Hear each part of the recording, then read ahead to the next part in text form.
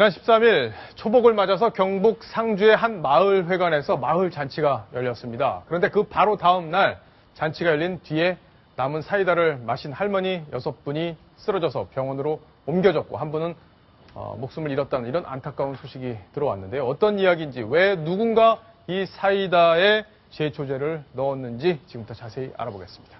이동희 차장. 네. 참 끔찍한 얘기입니다. 그렇습니다. 이게 순박한 마을에서 어떻게 하다 이런 일이 벌어졌는지 궁금하네요. 그 마을도 이렇게 큰 동네가 아니더라고요. 예. 한 40여 가구, 주민 전체 수 해봐야 80명 정도 되는 그런 작은 아주 전형적인 시골 마을인데요.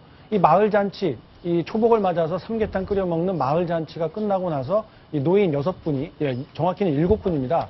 7분이 마을 회관에 들어가서 그 중에서 6분이 사이다를 한 모금씩 마신 겁니다. 예. 한 분은 좋아하지 않으시는지 드지를 않았다고 해요. 그래서 다행이네요, 그분은 피해가 없고요. 예. 사이다를 마신 6명 할머니 모두 입에 거품을 물고 쓰러지는 바람에 병원으로 후송이 됐고, 안타깝게도 그 중에 한 분, 86살이 된 그 정모 할머니가 안타깝게도 세상을 떠나는 일이 있었고요. 나머지 4분도 좀 상태가 좋지 않아서 추가 피해가 우려되고 있는 상황입니다. 그래요.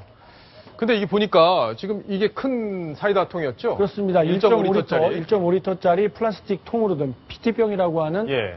흔히들 그렇게 부르죠. 거기에 담겨 있는 네. 사이다에 아주 따지 않았던 게 아니고요. 예. 이미 한번 누군가가 어느 정도 드셨다가 예. 보관을 하고 있었는데, 그러니까 뚜껑이 다른 거였네요. 그렇습니다. 예. 이 사이다 병마개가 아니라 이런 다른 드링크류의 병마개가 씌워져 있었다고 합니다. 그러니까 누군가가 분명히 어쨌든 손을 먼저 댔던 게 틀림없는 것이고요.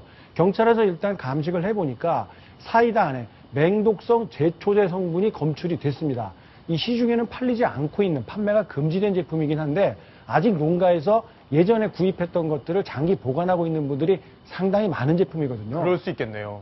사실 이게 농약이라고 생각을 하시면은 어떤 강한 향이나 뭐 이런 것들이 쓴맛, 뭐 연상이 되지만 특이하게도 이 맹독성 제초제 이 제품은 무색무취합니다. 아, 그래요? 더군다나 이 물이나 이런 그 액체류에 희석을 시켰을 때 눈에 띄는 색깔이 나타나지 않고 맛도 아무런 영향을 주지 않아요. 그렇기 때문에 이 제초제를 통한 이런 음독 사고들이 잊을만 하면 한 번씩 터져나오고 있는 실정입니다. 자, 지금 현장에서 그 제초제 병을 찾고 있는 그런 모습인데, 그러니까 이 사이다 안에 맛도 없고 또 냄새도 없고요. 나지 않는 그런 맹독성 제초제를 섞은 거죠. 맞습니다. 그죠? 그러니까 사이다 맛으로 마셨는데 그렇죠. 문제가 생긴 거네요. 맞습니다. 자, 그러면 누가 이런 짓을 했는지 지금 나온 얘기가 있어요?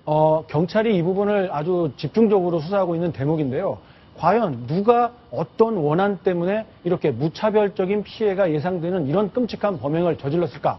그래서 지금 주변에 안타깝게도 CCTV가 없습니다. 그래서 예. 경찰에서는 인근 지역으로 확대를 해서 이 마을로 지나갔던 수상한 낯선 사람이 있었는지, 이 마을 회관에 들어갔던 사람은 누군지, 혹시나 마을 안에서 어떤 불미스러운 일이 있어서 이 주민들에게 원한을 품은 사람이 있었는지, 이런 부분들에 대해서 다각도로 수사를 하고 있는데 아직까지는 용의선상에 어떤 특정인이 올라와 있지는 않은 상황입니다. 예, 저희가 이제 들어오기 직전까지 속보가 나온 것들 또 취재를 다 해보고 왔는데 아직까지 경찰에서는 특정인을 지목하지 못하고 있는 맞습니다. 그런 상황은 맞는 그런 상황입니다. 자, 오늘 다른 사건 얘기 하나 좀 더 해봐야 될 텐데, 이동희 차장. 네. 그 인문 교수라고 부르는 분, 어제 오늘 계속 지금 뉴스에도 소개가 되고 있는데, 지금 참 이게 안타깝고 끔찍한 소식 중에 또 하나인데요. 예. 이 대학 교수, 이 디자인 업계에서는 상당히 권위 있고 실력 있는 분으로 촉망을 받던 교수인데요.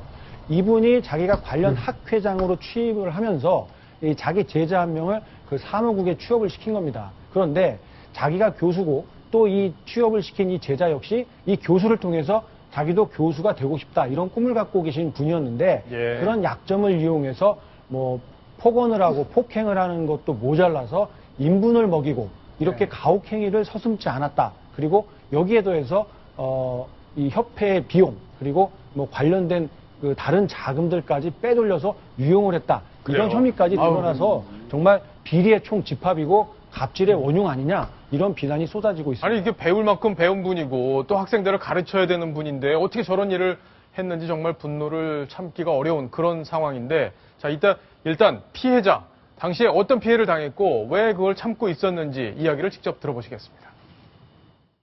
뭐 죽을 생각한 것도 한두 번이 아니었었어요. 처음에 먹었을 때 종이컵으로 그네들 이제 페트병을 해가지고 저한테 줬었는데 먹어라.